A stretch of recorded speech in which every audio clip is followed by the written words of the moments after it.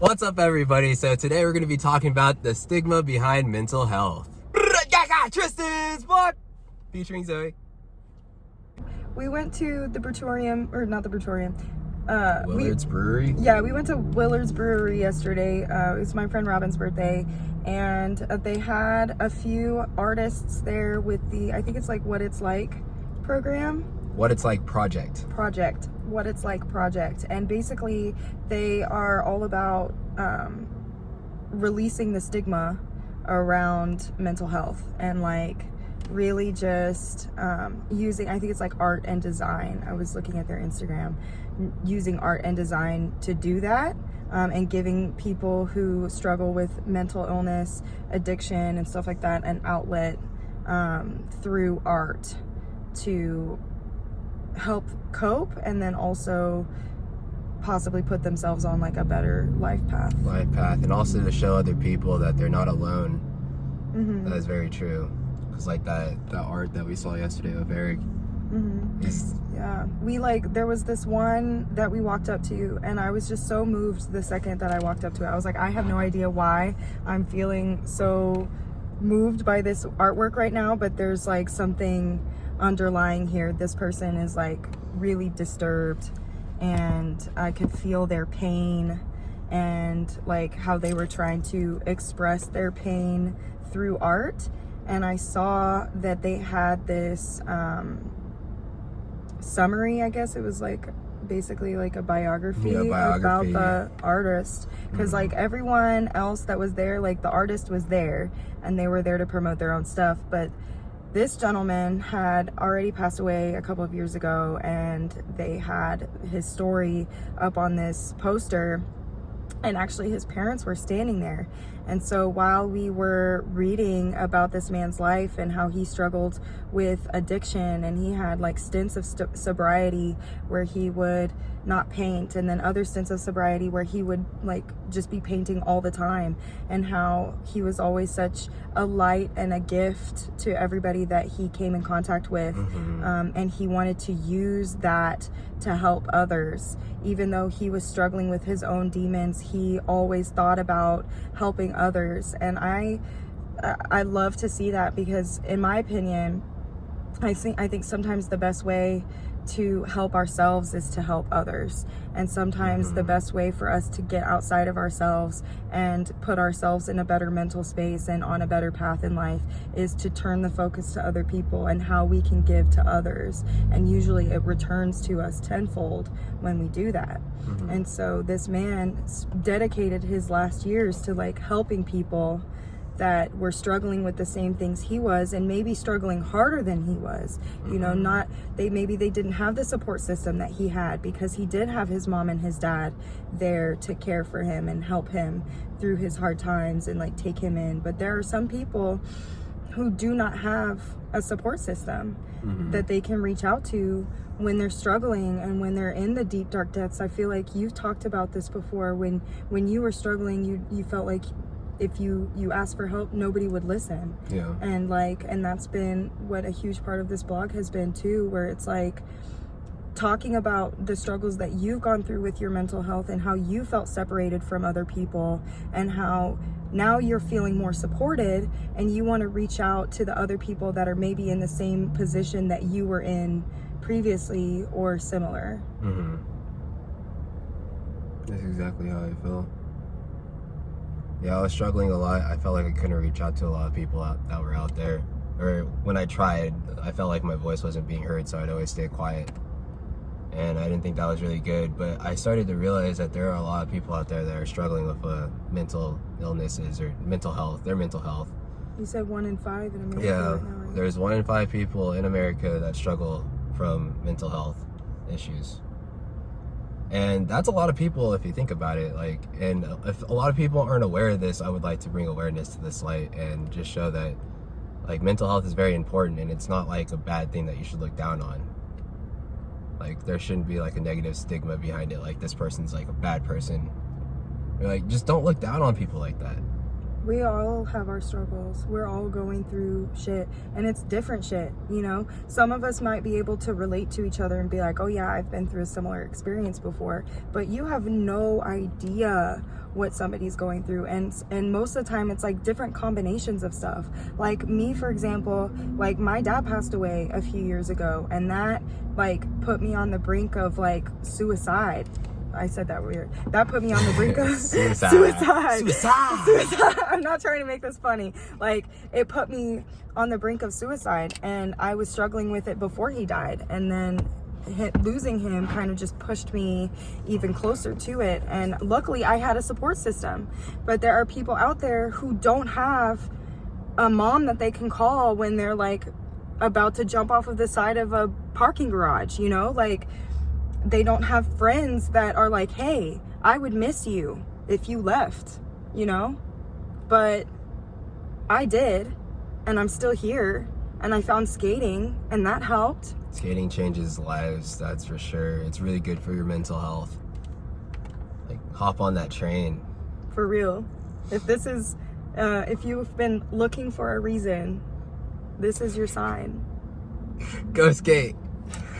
But in all seriousness, like, that isn't the only thing that I've struggled with, you know? Like, I'll talk about this more in the future, but like, I also struggle with PMDD, which is like an extreme version of PMS for some women, and it completely destroys me uncontrollably for like almost weeks at a time sometimes.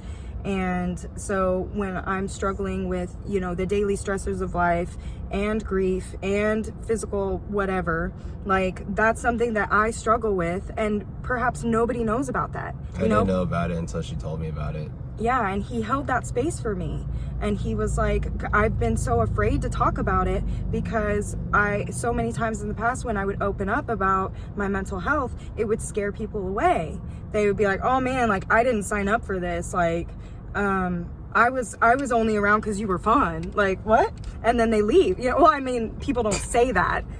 It's just how it feels. But that's how it feels. And so, like, I don't ever want anybody to feel that way. And I feel like the more we talk about it, and the more we talk about how all of us could secretly be struggling with mental health, that we are afraid to tell other people because we're afraid that it's going to push them away, that they're not going to want to spend time with us anymore. Like, you have to have like a certain strength to be that vulnerable, and a lot of us don't feel that strength because we haven't been in a supportive environment where we could flex that muscle and build that strength.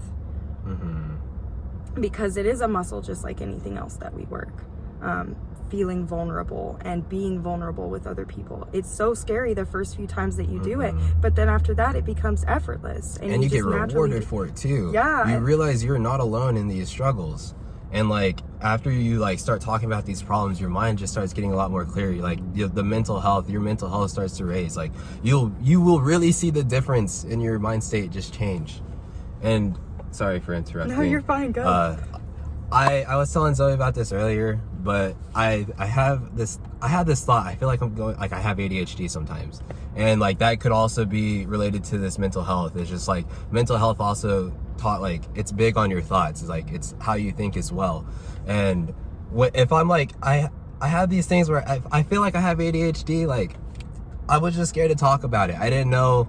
Like, I thought it was really bad, and then once I opened up and talked to it with Zoe, like, she kind of just, like, made everything just go away. Like, it wasn't really a problem. That was just probably, like, thoughts that I was having, or, like, I could have ADHD. Who fucking knows? I don't really care right now. But, where was I going? You basically, but you got to the point where you were like, ADHD is not bad. It's not bad. Because I told him, I was like, Tristan, the way you were saying that to me, the way you were leading up to, I have ADHD, I think I have ADHD. I thought he was about to tell me he had cancer. I was like, whoa. And then when he told me he had ADHD, I was like, oh, that's it? Like, cool. Like, it's good that you know, so that when you catch yourself, like, basically if you're trying to be focused in a moment, and you're like, I need to be focused now, but I'm getting unfocused, like, knowing that you can tend to do that will help you. And there are times when you're super focused, and then there are other times when your ADHD is like amazing. and it's like, and it serves you well, and it serves the people around you well. And so the idea that he had this negative stigma around ADHD before he started opening up and talking about it, like, he thought ADHD was bad, and ADHD is not bad. It's a superpower. It's a superpower. But here, I didn't think that ADHD was considered a bad thing until I heard him say that he thought ADHD was bad. And that kind of put things in perspective for me, because I was like, wait, people are out there actually thinking that ADHD is bad. How many people are out there thinking that all of these different ailments that we deal with as far as our mental health is concerned are bad? And like, yes, there are certain things that we don't want to deal with, or certain things that we want to overcome. And I think that the best way to overcome them is to love ourselves and even love that part of us so that we can heal it. But I don't think we should ever be telling ourselves negative things. This is bad. This is horrible. I remember telling Tristan that I had tried everything with PMDD, or had tried a lot. And he was like, I don't think you've tried everything. Have you tried accepting it? And that kind of shifted things for me a lot. And it felt really strange to be accepted by another person when I was like rejecting that side of myself so much, because it was always something that was like out of my control, you know? Like, it feels out of my control because a majority of the time I really can like handle hardships and overcome stressors and not take it out on the people around me. But I feel like when I'm taken by it, that I don't have as much control over those emotions, and I kind of just have to like sit in them. And I was always like ashamed of it, because I'd be like, damn, you know, anybody who is around me right now like basically has to sit in me being uncomfortable and have to be uncomfortable with me. And it wasn't until Tristan started sitting with me and being uncomfortable with me and holding me through that I realized that like so much of it truly can be healed just by accepting that it is. And I feel like so much of us don't give ourselves the opportunity to heal something by accepting that it exists, because we are told by so many different things all around us that it's not okay to not be okay.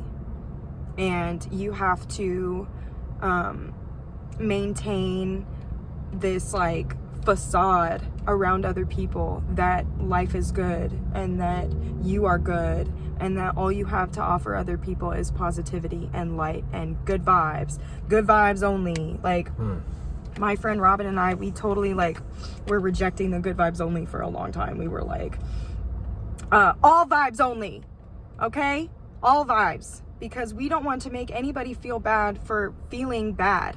Like if you're feeling bad, the most of the times that I've felt bad, Tristan just being like, hey, it's okay, and like talking me through it got me over those negative feelings so much faster than if he was just like, why are you like this right now?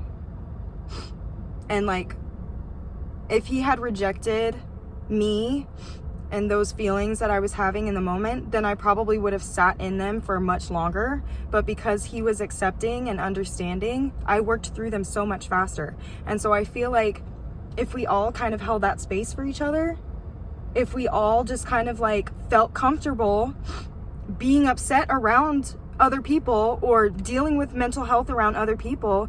We all deal with anxiety sometimes. We all deal with depression sometimes. There's a reason that they say that depression is living in the past, anxiety is living in the future. And so the key is to live in the now. So there are times when we all fall prey, and we all look on the past and feel depressed, or we all look on the future and feel anxious. And so that is a mental health disorder. That is a mental health issue. Getting caught up in depression, getting caught up in anxiety, cyclically, clinically. What's the word I'm looking for? Getting caught up in it chronically. Chronic depression, chronic anxiety. Those are mental illnesses that can be overcome. And they're not going to be overcome if people have to keep sitting in them in silence and not working through them.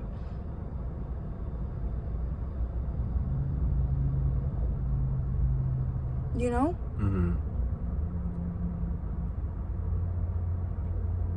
Just reminds me of back with my house burning down. I just sat there in depression for the longest time. I thought that was it. I thought my life was over. And if I would have kept sitting in that, like, that probably would have been it. My life would have been over. But I'm glad I, like, accepted that, like, that event happened in my life. And after I accepted that event happened in my life, I was able to move forward and actually get a better footing on life. And start to help others. And help others through it, yeah. Because I realized that I'm not the only one going through struggles like this, but if I was able to pull myself out of a situation like this, I can probably help another person get out of a situation like that and live their best life, or at least live a better life. And if I could do that with one person, I think that would be great. And I feel like I have. So I just want to keep doing it to more people, because I want you to live your best life. We're here to have fun. We're here to play. We're here to experience being human. Not be sad all the time. Not be a robot. Like, write your story. But at the same time, I also want to emphasize that the sad moments, the less than happy moments are also crucial, because it's in our lowest lows that we can appreciate our highest highs. Yep. And if we were just feeling high highs all the time, then we wouldn't truly know what it feels like to be happy, because that would just be all we knew. Because we feel these low lows, we learn to appreciate it so much more, and it is not lost on us. It's like when you see a rainbow after a storm, like it's so much prettier. It's so much prettier. We don't know why. It just is. I wasn't consulted in the design. But yeah, I'm not saying no. I know. Your emotions, but yeah, I just want you to live the best possible life you can. Exactly. I just also wanted to emphasize that, because I feel like a lot of people, and me including, would hear something like that and be like, oh, well, I'm not allowed to feel bad. Because I would tell myself, like, I'm not allowed to feel bad. And, like, I want to talk about my mom for a second. My mom does not like that I do shadow work. She does not like that when things are good, I look inward and look into the bad, nasty parts. She doesn't understand why I would be, quote unquote, inflicting pain on myself that way.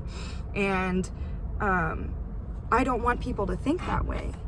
I would much rather you look into the deep, dark uglies when you are feeling good than be stuck in them when you can't see anything else.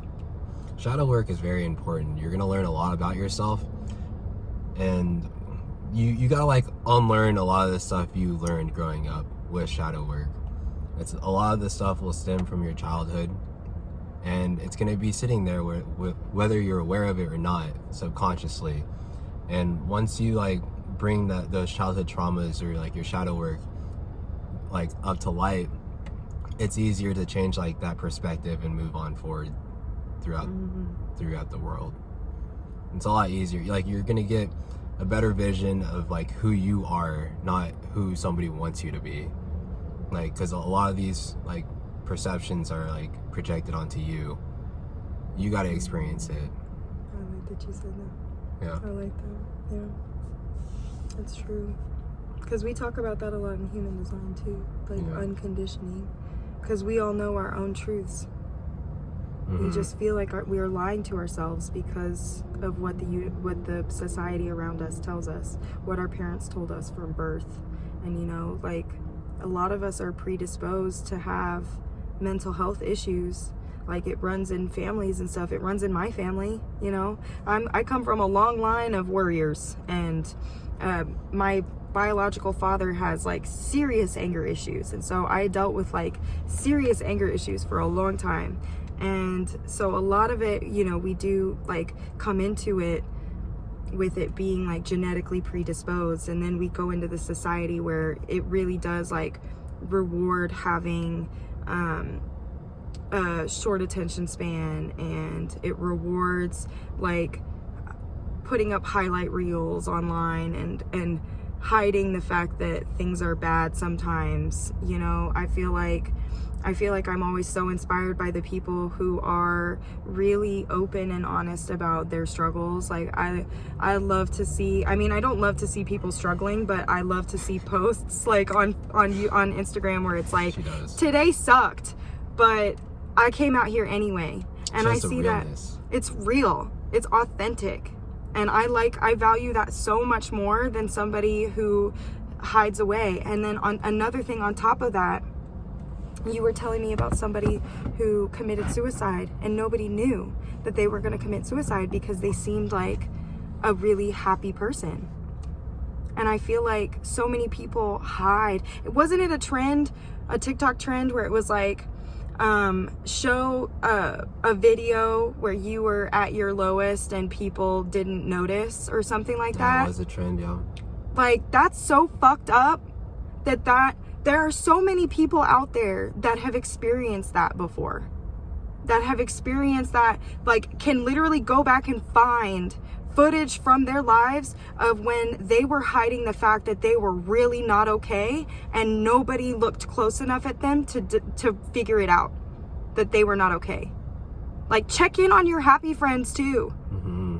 Check in on your friends that always check in on you. Yeah, like, there's a lot of times where, like, I'm definitely, like, a positive, like, happy dude, but, like, there's times where, like, I'm going through stuff. And usually, like, I felt like I was a friend that would always reach out to my friends. But, like, since, like, I'm on Instagram a lot, and, like, I feel like they're just like, oh, there he is. He's just on Instagram. Like, he seems happy. He looks happy. He must be okay. He must be okay. But, like, they're just assuming that. No one, like, ever, like, comes up to me and, like, really asks, hey, bro, are you okay? Or just, how are you doing? Or how are you doing? Like, it doesn't even have to have a negative connotation around it. Just, like, how are you doing? Mm-hmm. And, like, normalize actually telling people how you're doing. Not just, oh, I'm fine. How are you? I'm gravy, baby. And then ignoring when somebody's like, oh, I'm fine, but they're actually not really fine, and you can tell that they're not fine. Yeah, if you could tell that they're not fine, like, push be there. Just a little bit more. Just a little bit more. Hey, man. Tell me. How's it going?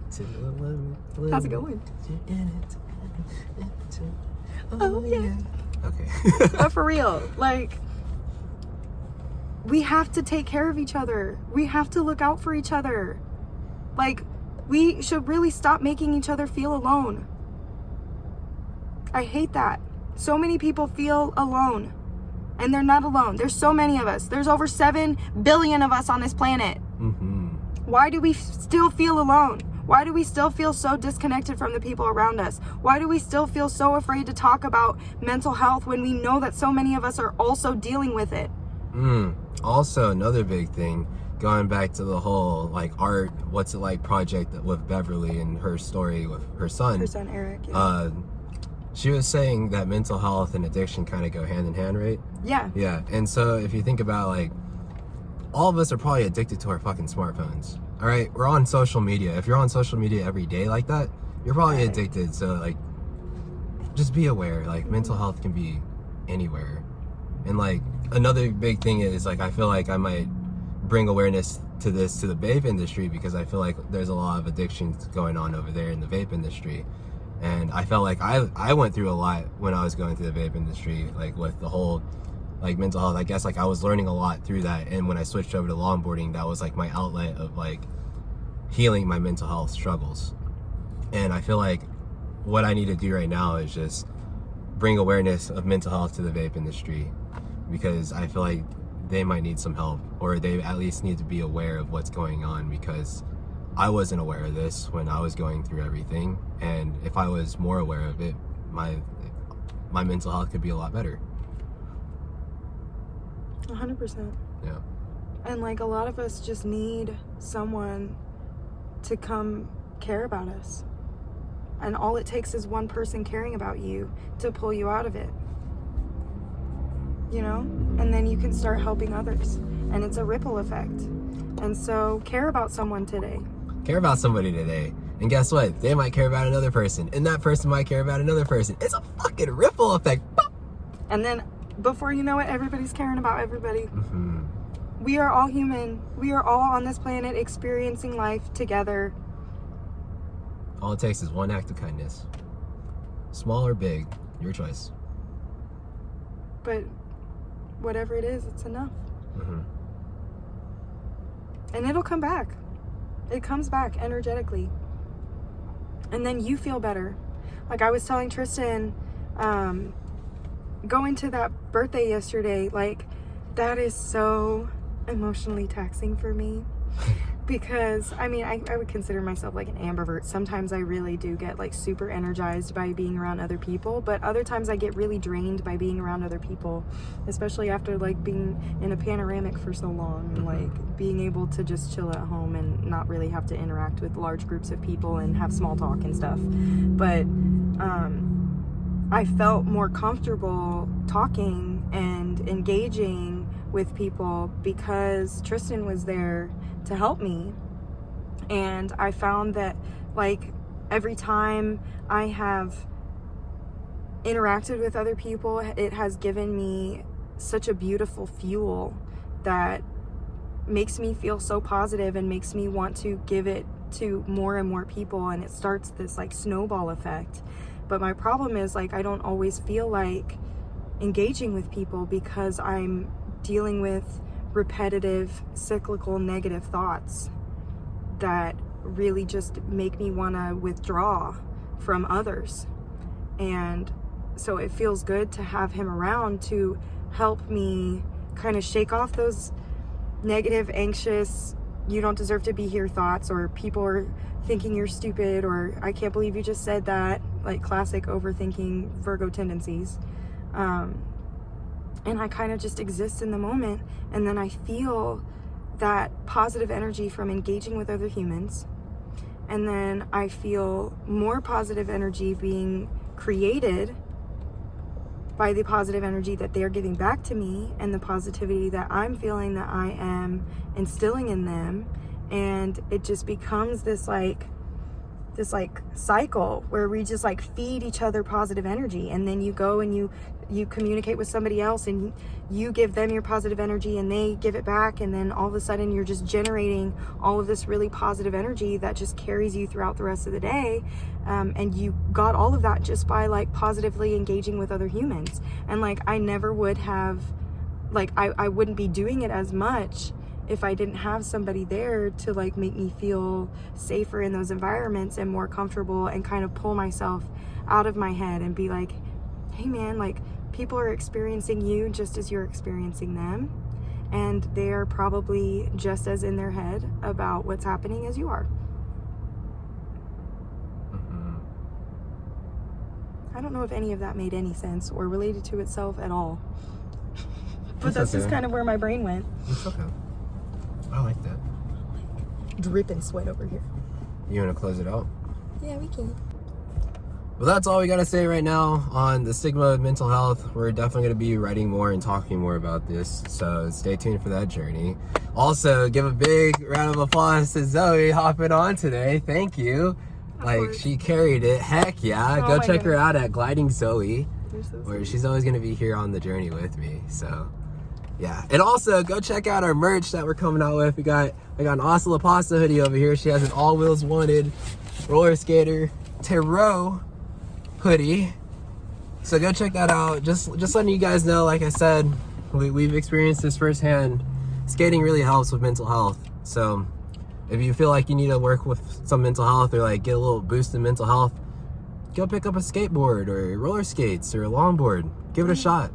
Go to the rink. Go to the rink. Go have some fun. Let that release go.